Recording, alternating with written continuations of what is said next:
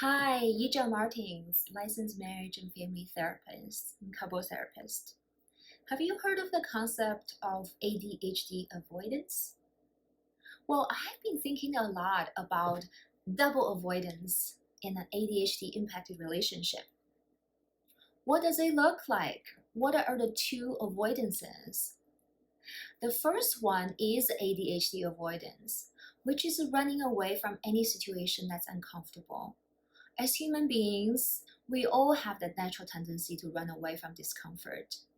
But with people with ADHD, how their brain structured, they tend to even go extra miles in running away from discomfort because their frustration tolerance is a lot lower. So they may gravitate towards any activity that brings them pleasure, even if just a short-term pleasure. For example, video games. And they tend to be easily distracted. Sometimes it's self-induced distraction and hyper-focus on things that's pleasurable for them, then that even make it more difficult for them to switch to the task that's need to be accomplished but seems challenging and they're trying to avoid. Well, the people with ADHD doesn't really have a choice in this, and they don't feel proud about this tendency either.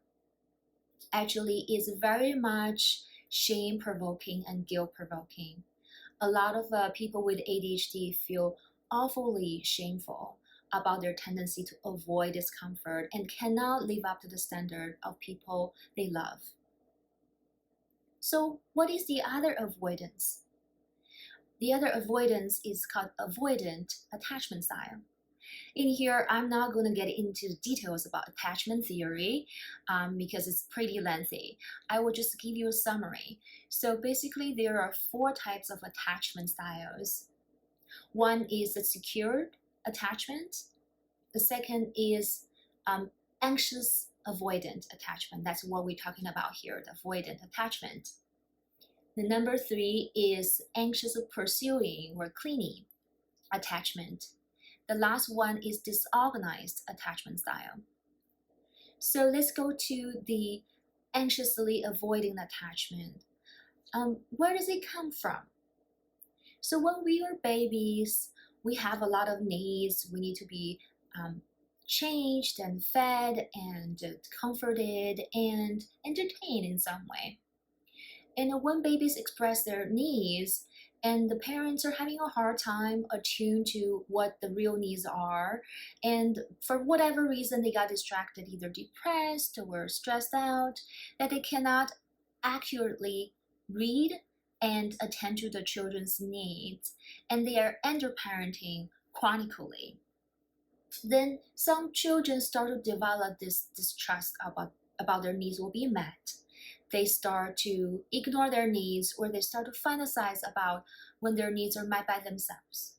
You see children have sucking their thumbs all the time, which is a self-soothing behavior. But if that's prolonged to when they're much older and they still choose self-soothing, sucking their thumbs instead of going to their parents when they're hurt or they're in distress, that might be an indicator that they do not trust their parents or caregivers' comfort that meet their needs.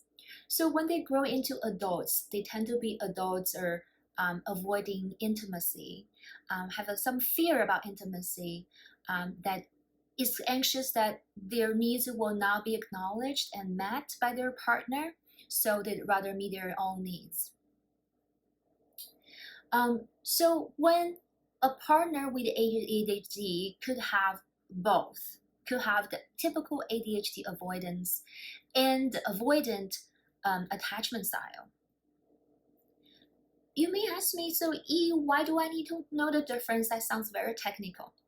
And here's why. So the ADHD avoidant is more based on your brain structure and is a lot harder to change, especially as the partner of people with ADHD. We cannot change their brain. We cannot force them to go through behavior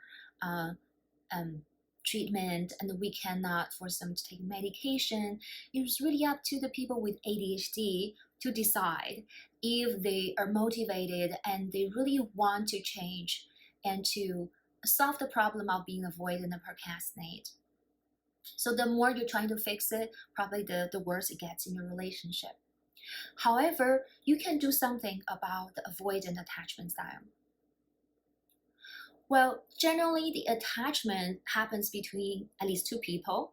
So if your partner is showing the anxious avoidant attachment in this relationship with you, that generally means either you are responding the way that's reinforced that. It could be your anxious, clingy attachment style.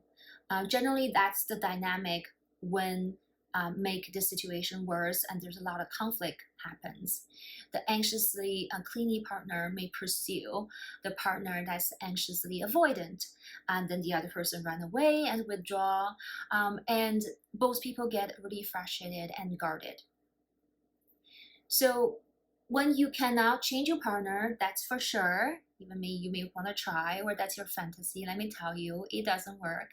But there's something you can do about yourself because you're in the dance, you're in the dynamic. So if you stop pursuing and you start to manage your own anxiety in attachment, you start to self-soothe, and your partner with avoidant attachment style may look back, say, you're not chasing, what's happening? And this may shake things up a little bit.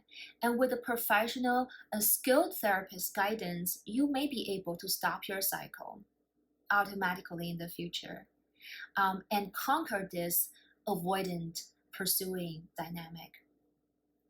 And your partner with an ADHD of avoidance may even want to do something about their avoidance behavior after you stop pressuring them to change, which is anxiously pursuing. So in the future, I may talk about ADHD, avoidance, and combined with anxious attachment style or disorganized attachment style. What does it look like in your relationship and how's that impacting you? Till next time. Bye now.